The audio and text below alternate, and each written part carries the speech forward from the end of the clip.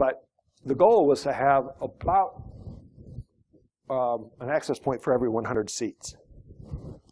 So out of sight, out of mind, but totally accessible.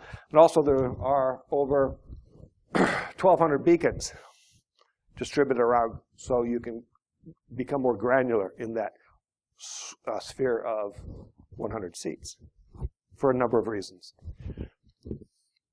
Part of it being, if something happens, kind of like to know where you should go real quick, right?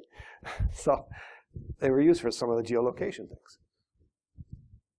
There was 40 gigs available, and through that whole time frame, they used 10 terabytes.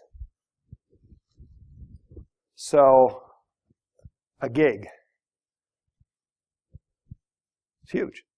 A gig, 10 gigs, you're looking at somewhere around 78,000 files a second, depending on file structure and et cetera. There's some variations, but so the other attribute which you would all probably agree, and what's happened is the social media side. It's all kicked in. So we ended up, there's a lot of those type of things. We did not monitor any of the social media. So our particular role was all about the wired and the wireless networks. So you also have other individuals like, not the carriers, but the networks. So they had some of their own networks and home feeds and things like that they were responsible for. So, but at some point in time, you have to ask, if a lot of communication is going on and et cetera. It's a huge debate. Social media is front and center of it, and I don't know if we've seen the papers, we've seen the debates, but at some point, you got to find where they're communicating so you get ahead of that game. So we'll see how that all ends up. But you're also getting a lot of ads out of it, so somebody's at it. So it's a huge revenue stream. All the advertisers are looking at it too. So there's a tremendous eyes on the screen value there, even in the cellular piece. So it's all about enhancing experience for directions, whether to get there, whether it's the apps that you want, whether you're going to get food, whether you want to partake in a survey, you want to partake in, maybe there's select the best player, some game that goes on. Who knows what's going to be. But in a lot of cases, even the NFL is trying to add that user experience and driving it. So what we were part of a team is basically it becomes the cybersecurity team, but also, yes, the NFL was there. Yes, the 49ers were there, which basically runs the stadium. But also all of the various agencies. And each had a role, as one might expect. So you have, in one sense, we'll talk about that in a bit. So everybody's got a role in it. So what happened? The preparation for this started, you can imagine, months beforehand. And each individual group, and say whether it's your federal agents or private, and would start the process months before the game, sometimes a year, maybe a year and a half for planning. And in the preparation, in our case, we came out in the fall, so we were ready to start in December 1. So we were monitoring, okay? There's a few others started ahead of time, but that's when our slot was. So the preparation is, and a life lesson, understand the network. Simple, but sometimes to really, truly get a perspective of what that network's doing.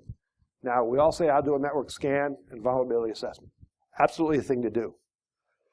There was one of those professionally done, a very high quality stand-up assessment and penetration testing.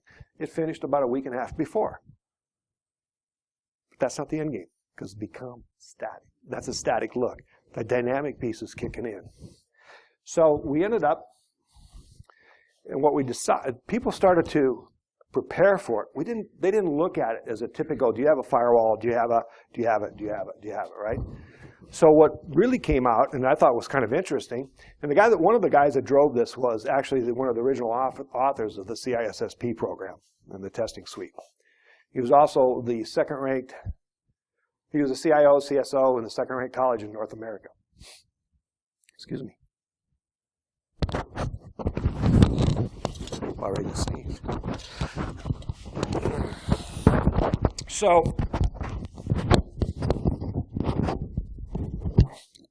his perspective was take a look at it different. And the question is sensors. Are we catching everything? So instead of going just by firewall only looks at 5 things, source, destination, port, protocol. That's a needed piece, but that's covered, right? So now, what about timing protocols? All the protocols. Are there sensors for these type of things? Are you looking at just headers? Are you looking at payload? Are you looking at, and the list goes on, okay? Are you looking, do you have rootkits? Are they looking? Where are they? Keyloggers. All these things have now become sensors. And that was part of the conversation to determine is what was going to be selected for part of the team. How deep do you look? How deep do you inspect? Then of course on the forensic side is, can I capture everything and look later? Now part of this preparation was also then learning about who your roles and chain of commands were. Because at the end, which I was a little surprised, they weren't as automated as it could have been. So there was quite a few eyes on the screen. At 10 gigs,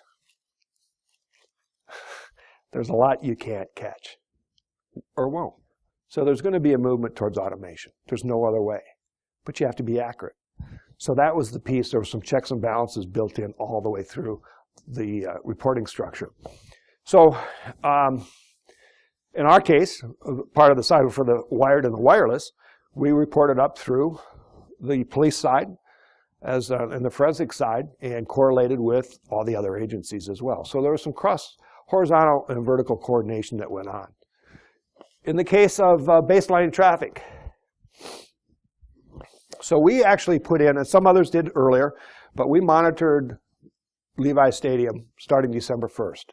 There's others that went probably a month before. So what we were looking for is traffic going when nobody's there, as well as what happens when there's an event. Because at the end of the day, one of the real concerns, and it'll come up again, is an APT. How do you know that there isn't something just sitting there and it'll wake up right during the game and just do something? So we wanted to be part of the baselining is the extreme accuracy. So in part of the planning, and this is a part we probably would have done a better job had we known, the people that move in, big companies, et cetera, and they're having all of their parties and showing off the new technology, right? And this will come up again, but it's a good point to bring it up. All of a sudden, by knowing the network, you have to know if they're doing this, where are the updates coming from? We were all of a sudden confronted about 2 days before the game. All of a sudden we see this, what in the heck are we seeing traffic from Ireland for? It was an update from SAP, which was perfectly legit. But in the stakes that where we're at, and everybody's stakes as well, know where those places are, know where those addresses are, because if it changes, you got to know. So understand the chain of command. Really kind of a life lessons for all of us is that if you find something, whose role is it? In our case, we had to gel as a team pretty quick. And there wasn't a lot of getting to know each other over a period of time. So we quickly kind of decided who was going to get what and carved out everybody's role. And so if it happens, it'd go up the chain of command, and we'll give some examples here in a bit. But it's all crucial. So we talked about monitoring. Part of the reason the monitoring is, like a lot of stadiums, they're using it for other things than just the Super Bowl or for the 49ers. They're using it for concerts. They're using it for local events. The day we were there, there was the local track meet. Or the high schools, or at least running or cross country. I'm not sure which one it was. But so we installed. So, but other things, WrestleMania. WrestleMania drew 78,000 people. We'll talk about that in a minute. Taylor Swift, same thing. We also monitor the Foster Farms College Bowl, January 1. So if you can imagine, all of a sudden, just a few little pings, we were even getting traffic, nobody's there. You know, command and control things, right? I'm here, acknowledgements back and forth. Doesn't look like much, but come event time, it's amazing what wakes up. So our biggest concerns starting before the game was throughout that first year, prior to the game, in 2015, there was over 14 fiber cuts. All public knowledge of fiber cuts. The reality was it deliberate? Accidental? Some you might know, some you might not know. We have some information, but not all information. So, but that's one of the things you have to prepare for. Again, think of all the fiber. If you were to have a big event here, even with an Ohio State-Michigan game, if somebody really wanted to, look how much fiber is in this city. So, the other, as I mentioned earlier, is new traffic showing up. So, we're not catching the apps at this time, but we're catching and see what is out there that nobody else is doing, just the normal traffic. So we set a baseline. As people come in, you're going to have to reset that baseline time and time and time again. Okay? And that's where the pieces work. So what are our other concerns? APTs. All of a sudden they wake up and next thing you know, oh, by the way, part of a malware. Oh, by the way, that command control didn't go to a particular IP address or didn't go to a particular port. It went someplace else. Maybe P2P. Maybe something else. Maybe the traffics don't see it now, but what happens if it goes to Tor? Darknet. All these things have to be considered. And in the case of whether the phishing attacks, and of course ransomware, and there was a lot. There's a lot of fake tickets trying to be sold, and you'd catch on it, you know, and there was some investigative work on the sources and who they were and things like that. So all that was going on as well. Some of the soft targets, if there was rioters and things like that, are they maybe because of what's going on in the world, maybe these rioters were out in the streets and basically there was somebody inside that got through and through their cell phone, smartphone, ended up gets into the server somewhere and activates something. But one of the other big things was the fact of not only websites and the apps, but a jumbotron. What if somebody was sitting in the stadium, slips in a new card, and has already pre-activated and been in the stadium for, let's say, a year, and is just waiting for command and control to pop up. And next thing you know, just before halftime, ISIS pops up. I demand X or this guy gets his throat cut. Now what? Is it doable? You bet it's doable. Things go horizontal in server farms, don't they? So things like that were talked about. IP harvesting, what a great place to find new IP addresses. Just sit there and, you know, if you're tapped into the right spots in the wireless, you got a whole bunch of new IP addresses to form up. Obviously the point of sale stuff, so everybody, when they're scanning and going through the gates, et cetera, all that's being checked. We were not part of that piece, but that's an obvious one you have to do. But again, are the same new censoring techniques going on with that kind of detection and inspection? Fake tickets, somebody come in and next thing you know, we're sitting, DHS would say, oh shoot, here we got somebody with a bunch of fake tickets again. That kind of stuff. So obviously they were there, but the chain of command and the preparation prior to is what do we do if we see it and how do we handle it? So it was very well done. I said APTs again. The electric power grid. One of the individuals, Santa Clara actually does and generates her own power.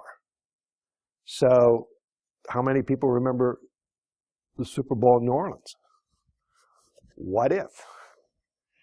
So all of a sudden, prior to the game, they do test if redundancy and shutdowns, et cetera, procedures, and et cetera. So, and recovery to a pretty good degree. Because that happened once, hopefully it won't again. But again, things are changing. So is anybody looking at the SCADA protocols? So those are some of the other questions that were get involved with it. So all the network, the physical layer stuff, the surroundings and everything is obviously becomes redundant, and some of the bands, both satellite, and so there's usually an N by X. So part of the reason you see that there wasn't any problems with during the watching the game, because some of the redundancies are already there, and so they're well tested and taken care of. And they're obviously checked prior to the game. The interesting part that kind of surprised me is all of a sudden we come in the morning and you get a guy like that with an M16 and all SWAT teams, and it's a new bunker. And they start rolling in large equipment that they have surrounding this bunker. So you had a number of different centers around San Francisco, probably in the country, watching at the same time. So there was one right by the stadium. And then we were about a mile away, and one out at one of the Air Force bases and a couple else around the country, but each having their own particular role. And so that's the grounded piece. In the air came about Thursday, excuse me, I think it was Friday. All of a sudden, if anybody's a pilot, so the airspace, so it looks like an upside down wedding cake around. So you have to be in command or in control and in communication with the tower or sometimes approach control. Well, that became a huge cylinder. So anything passing that at all was had to be in communication, or there was that helicopter on you and more. So the command center, purposely blurred, but we're all sitting in a certain room, and the communication happens, and it becomes a team pretty quick. So eyes on the screen. The other thing is every day there's a report, twice a day, about what happened either during the evening, because it's 24/7, as well as now, so in the afternoon. So there's a couple different log reports, so everybody tries to communicate what happened amongst the team members. And so, again, a little bit of collaboration. So what were the fans doing? Well, there's the numbers. So a lot of video, a lot of web browsing, social media sharing, some music, some messaging, some email, navigation, and other. Now, there was two ways to do it, of course. Of course, on things that were going on the Wi-Fi, but the cellular network as well. And we were not investigating the cellular, but there was other people that were. So, again, all looking for various types of cyber activity. So putting this in perspective, just 2 years ago at MetLife, there was 1 terabyte. Year before at University of Phoenix, there was 6 terabytes of Wi-Fi. The interesting number to me becomes the 25,000. So roughly a third is on at any point in time on the Wi-Fi. That's not even the cellular. So there was 17,000 at peak users and 7 terabytes on the wireless carrier, not the Wi-Fi, but the wireless. So for San Francisco, we had 10 terabytes going through. And transfer rates extremely high. Wi-Fi, again, pushing apps are doing it. And then just between Sunday, game day, there was 9 terabytes alone. And again, 27,000 unique people are always on the Wi-Fi during the game. That's what the average was. 15 terabytes of data on the wireless. But you start seeing where they're starting to do more live streaming and consumed a lot of more. And you'll see more of it. So, give some perspective. The average 49er game generates about 2 terabytes. And I forget exactly what their average attendance is. I'm filling it up. So, WrestleMania. Who would have guessed WrestleMania would have draw 78,000 people in a stadium? Okay? And that was 4.5 terabytes. Oh, there's the average. In comparison, it was about 4.5 terabytes for the standard 49ers game. And continuous data, etc. Taylor Swift. Who would have guessed there'd be that much going through a concert? Well, selfies and sharing and you name it. They're all going through. So what happens is somebody uses that. So what do we learn? Looks a little blurry. I said a couple things to set this up. We started on our particular case, and others did at other times, 1st of December. So we monitored all the way through to the game. And that whole time, even after a cyber penetration and cyber shakedown, a couple weeks prior, which was professionally done, we still found 24 million cyber events. Now that can be a ping, an odd communication to an odd country, an odd communication that shouldn't have been there, horizontal movement, things like that. But it's the attributes. So every one of those attributes, okay? And out of that, there was 19 million that happened from the wired network. The rest came from the wireless. We broke it down, 3.8. Now, in our particular case, one of the reasons we were selected because of the analytics. And out of that, just an analytics, when we say our engine, that means we inspect all of the individual and take in feeds from all the known cyber events, whether it's honeypot, honeynet projects, SANS, CVEs, you name it. Okay? So we update that all the time. But things that were polymorphic, rapid change, there was 568,000 of them. It's not on a list anymore. They may be next minute or 3 months from now. Who knows? But at that point in time, they weren't. And that's how things are getting through. There's no signatures. There's no definitions. You know, there's no name for it yet. So the game day from 6 a.m. to 10, we used 9.3 types of terabytes of data in media. And then we break it down into severity of the cyber events. So one is you are definitely being attacked. Number two, you're being attacked, but they don't have what you don't have what they're looking for. So you might have it might be an SQL injection, but you got a DB2 database, something like that, et cetera. So, but it's still attack. And then of course, 3 is, it could be mostly, he'll just say reconnaissance. So what we uncovered in all this traffic is obviously seeing command control that I talked about. But if you look at some of these, the BitTorrents, look at Tor. And I didn't put in the exact numbers. We've got them, but didn't want to expose a lot of this. At some point we can. But there's a lot of traffic going to Tor. Now that could be good or bad.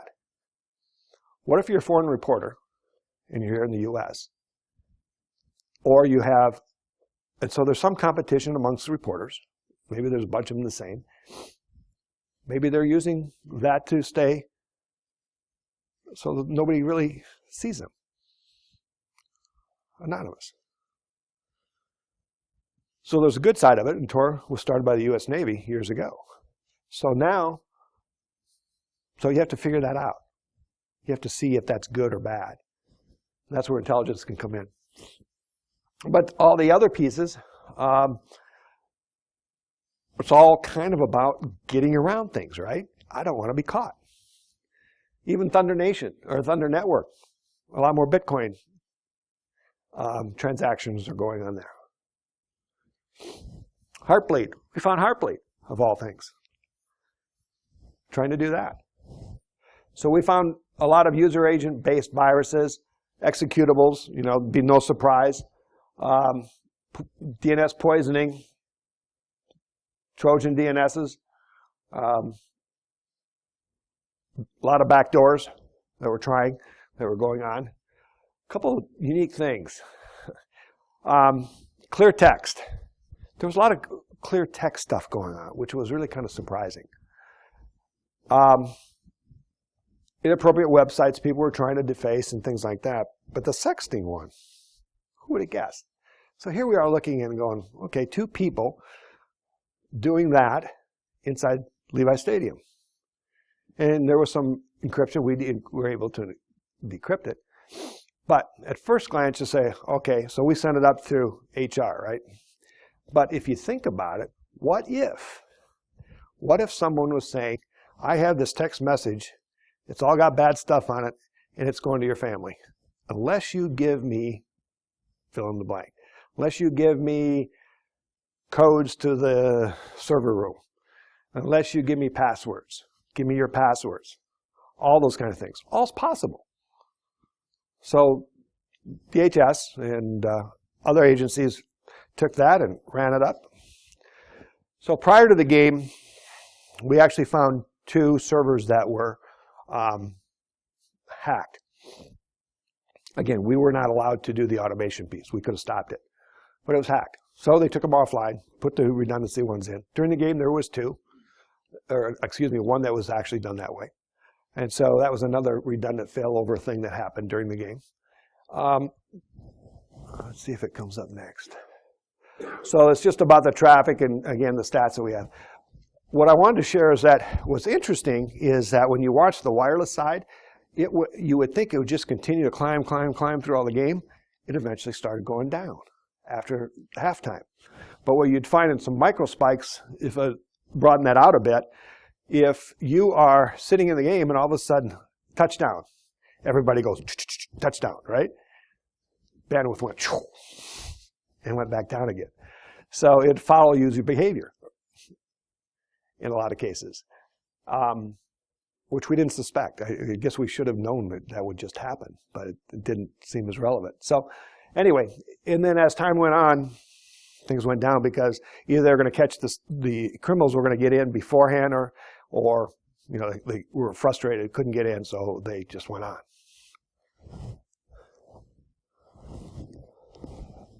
So what did we learn?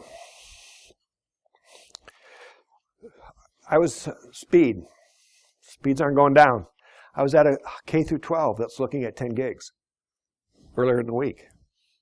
So if you can imagine the speeds that we're going to be forced to take a look at probably the same prices as multi terabytes today, you're going to be at points where you're just not going to be able to wait a whole long time. And the other piece is, I don't think we're going to be able to you're going to need tools to be able to enhance your cybersecurity team. It's not replacing a team by any means, but you're going to have something that pulls it out to be extremely accurate so that they can, if need be, drill down into a forensics and learn about it. But if you don't catch it, it's going to sit there. And if you don't catch it later, it'd be an APT, or it could be something else. So at these speeds, and we're tipping on now, it's very difficult. Just look at Target. 250 people. Now it's $220 million spent. It took them 2 hours to give notice. Well, they gave notice, but still, it took 2 hours to even figure it out. So as we go in time, we're going to have to compress those times for getting not only a response, but the other piece to it is going to have to be extremely accurate. So part I emphasize in this is prior to the game, prior to anything in a network, is to make sure that you understand every aspect. So if you wonder why you got hacked, maybe that particular server over here is not really communicating through your devices. Maybe it's all of a sudden communicating elsewhere. So constantly make sure that the communication paths are going where you want them to go or should go. There's going to be more and greater emphasis on fan experience. There's no other way. There's people now that when we said the media, you're going to sit there and you're going to be watching the game and you're going to be going like this because you got NFL streaming right here. Now what? Oh, by the way, and is anybody watching video? No. So you're going to have to watch video. It's another piece to a vector that will come into play. More apps. Even bizarre that you may not think of, but each time the Super Bowl goes around, what they're doing in Houston, eventually Minneapolis in 2 years, they're adding for the user experience. And that's really what's driving the whole concept of user experience. But now when you go to a concert, and I never even thought about it, go to Zach Brown, you go to McCartney, go to Taylor Swift, they dim the lights, next thing you've got nothing but flashes going on. And, they're tweeting, facing, and everything else. So that may be okay, but some of it may not be. So it's going to have to be some inspection pieces that we probably never had to think of before.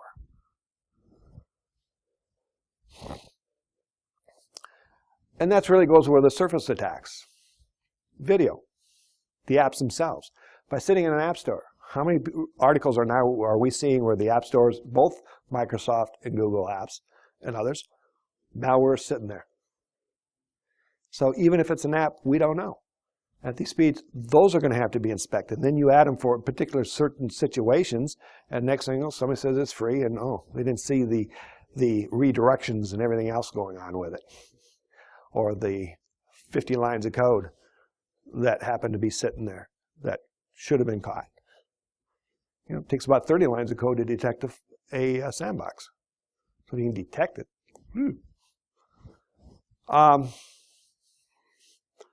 More automation. Again, it's one of my things I keep harping on, I guess, is don't be afraid of it. But ask the tough questions so you understand it, because the big data and analytic pieces, it's not all the same. And I'll give you an example. And I've done this for a long time. And it's really about the marketing terms versus the reality. How many people here have heard of deep packet inspection? Everybody should raise their hand. It's the most overused word there is, right? Okay. How deep is deep? Anybody know? What I'm driving at is, anybody asked, well, do you look at the payload? Or is it just looking at the headers? What are the things that you're looking for? That's what in the pre-planning, we started to look at. What sensors do you have? What are you looking for? How do I know this particular timing protocol, etc.? Can you decrypt TLS? Can you decrypt HTTPS? Those type of things. So getting to know those sensors and what they can do, and ask those deeper questions. How many protocols you have? So those things are going to be the conversations going forward, not just I have a firewall, not just I have IDS, not just I have AV, not just I have web application firewall. Because everyone was designed to do something in all 7 layers at the right, and obviously a huge step forward. But the next is, okay, what are they really looking at? So how deep is deep? Because if not, you got to understand. And that's what we went through in one of the lessons learned. So that was a generic example of a huge experience. And we were pretty fortunate and feel very lucky to be able to be selected, but also the experience that came with it. And we never take that lightly. So any questions?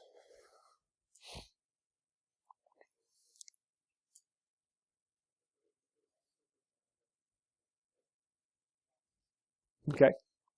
Well, thank you for your time. Thank you for joining us. And if you ever have any questions going forward,